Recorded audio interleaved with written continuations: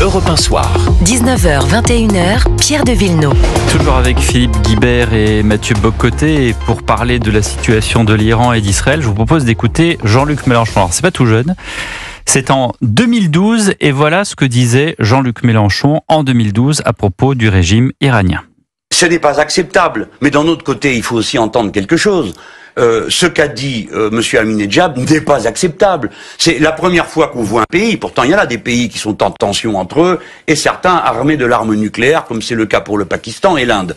Mais à aucun moment le Pakistan ou l'Inde ne se sont armés en disant « j'ai l'intention de détruire mon voisin ».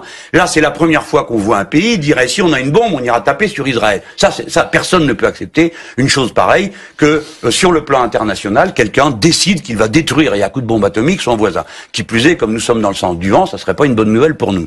Donc, le régime iranien pose une question importante à la civilisation humaine. Moi, j'ai pas peur de le dire. 2012, bon, plus maintenant, j'ai l'impression, Mathieu Bock-Côté. Il a changé beaucoup d'idées sur beaucoup de questions, M. Mélenchon. Mais cela dit, on voit, alors, pardonnez-moi, on voit une forme d'oubli de la nature du régime iranien. C'est-à-dire, c'est un régime révolutionnaire. D'abord et avant tout, c'est un régime idéologique. C'est un régime avec, par ailleurs, une mythologie apocalyptique qui l'accompagne. C'est un régime qui recherche l'arme nucléaire explicitement, non pas pour confirmer ce que serait son statut de grande puissance régionale et qui chercherait à avoir une puissance telle pour en imposer, se défendre et tout ça, à la lumière, par exemple, de la guerre avec l'Irak. Non. La recherche de l'arme nucléaire est liée directement à la volonté d'anéantir ce qu'ils appellent l'entité sioniste.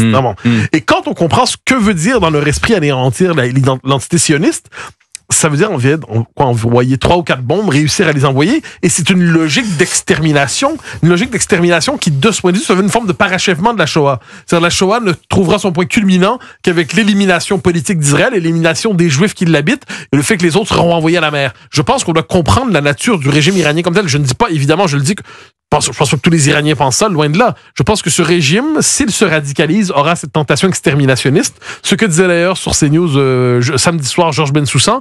Et c'est parce que les Juifs, parce qu'Israël a une conscience claire de ce désir d'extermination qu'il se donne le droit de frapper ainsi, quelles que soient toutes les nuances qu'on ajoutera ensuite. Et ce que disait hier au grand rendez-vous Europe 1 CNews Les Échos, Hervé Morin, l'ancien ministre de la Défense, en disant qu'Israël rendait service à tout l'Occident, justement, en menant ses frappes. Philippe Guibert.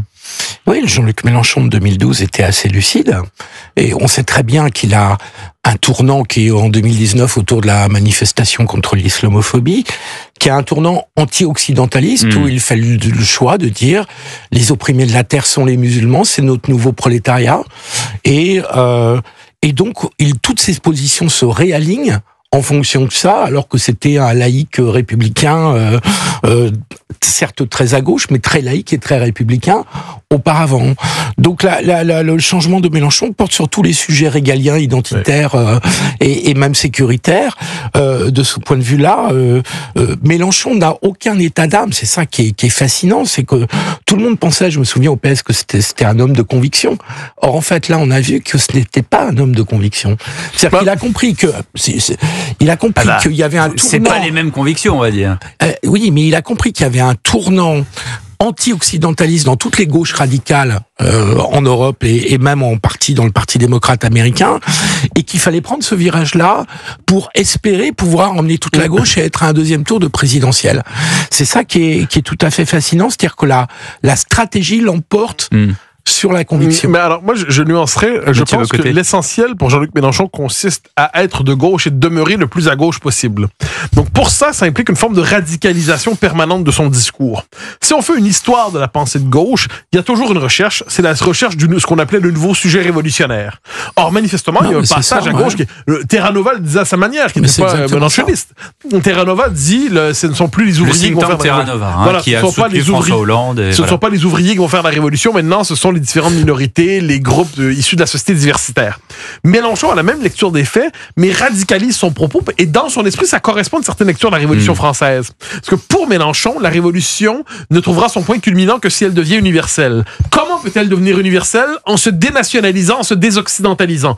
Comment peut-elle le faire? En embrassant pleinement ce qu'on appelle le décolonialisme aujourd'hui, le tiers-mondisme, et dans son esprit, la Révolution française à laquelle il tient, c'est son point de référence, ne peut trouver son point culminant qu'en embrassant une forme de révolution mondiale. Et c'est son imaginaire qui est porté aujourd'hui par ce tiers-monde militant auquel il adhère. Et d'ailleurs, ce qui l'amène à adouber cher Mathieu, pour avoir vécu tout ça de près, à un moment où j'étais très engagé en politique. Je parle de votre jeunesse. Non, elle n'est pas si lointaine. C'était il y a une quinzaine d'années. J'étais déjà plus très jeune. Je ne vous croyais pas si vieux. Le Terra Nova n'avait aucune ambition révolutionnaire. Ah, je suis pas d'accord.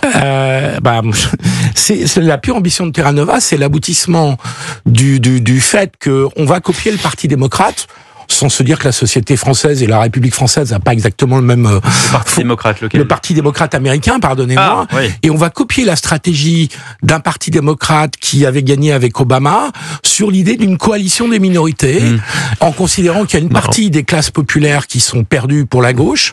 Et ça, c'est le Terra Nova light ou zéro. Non, c'est bien le rapport. Oui, mais ce que c'est le Candérel du Terra Nova que vous nous faites. Oui, mais notre ami Guibert se trompe sur un point. C'est pas du tout ça, Terra Nova. Notre ami Guibert se trompe sur un point.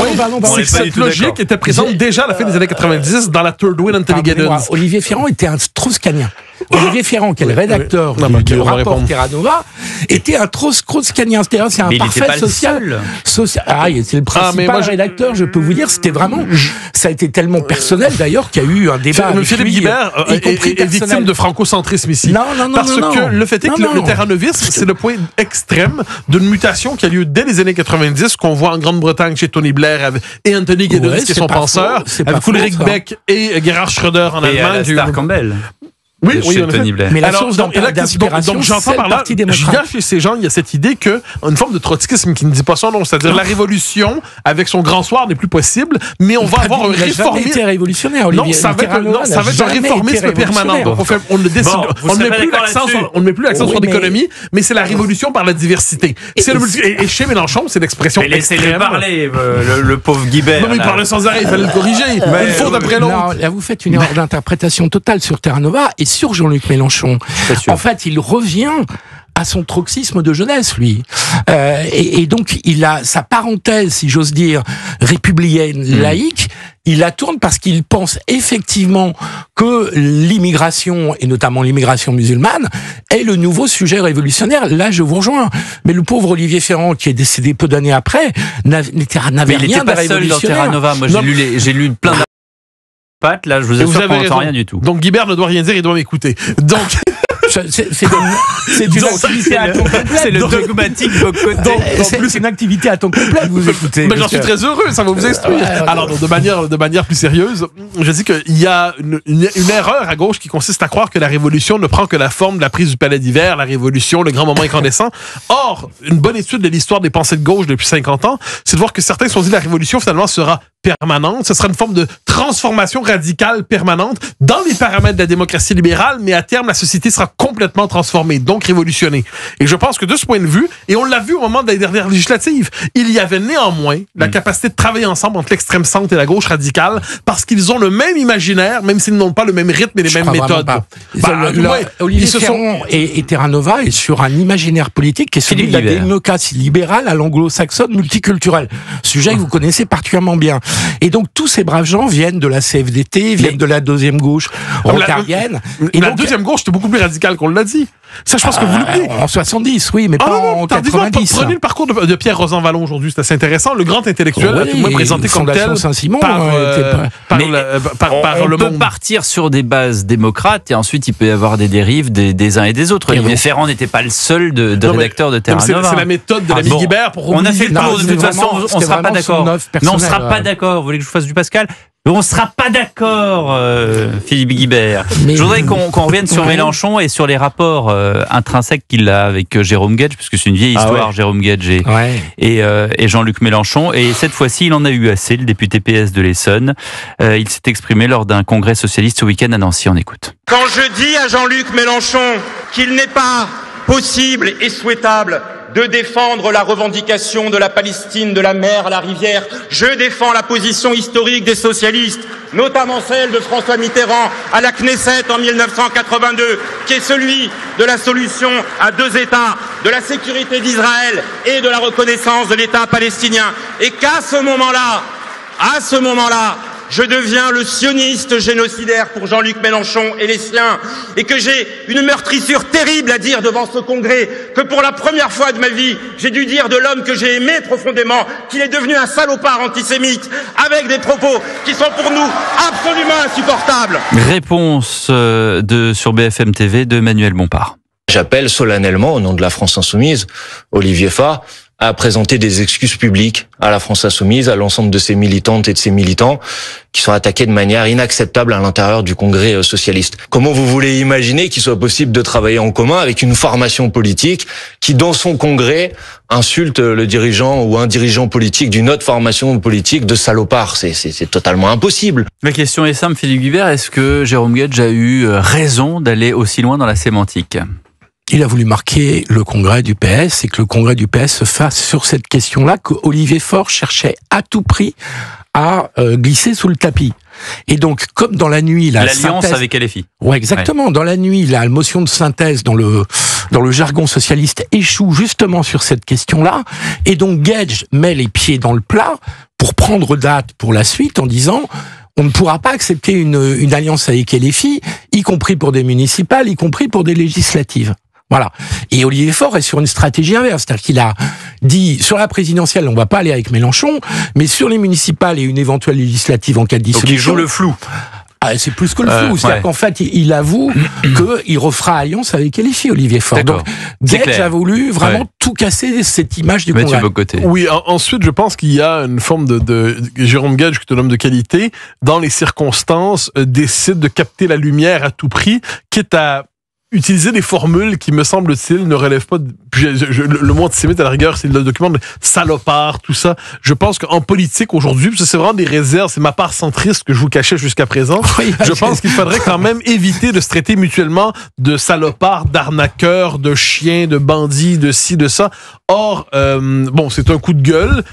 Ça a pour vocation de rendre irréconciliable le PS et LFI. Par ailleurs, le PS, c'est plutôt aujourd'hui la version Gage et la version complètement minoritaire de ce qu'est la gauche aujourd'hui. Je veux dire, LFI s'entend parfaitement avec les écolos radicaux. Le résultat du congrès du PS l'a montré. Hein. Donc, ils s'entendent très bien. Ils s'entendent correctement avec les communistes qu'on fait semblant de traiter, de voir comme des modérés alors qu'ils sont quand même communistes. C'est quand même pas un détail.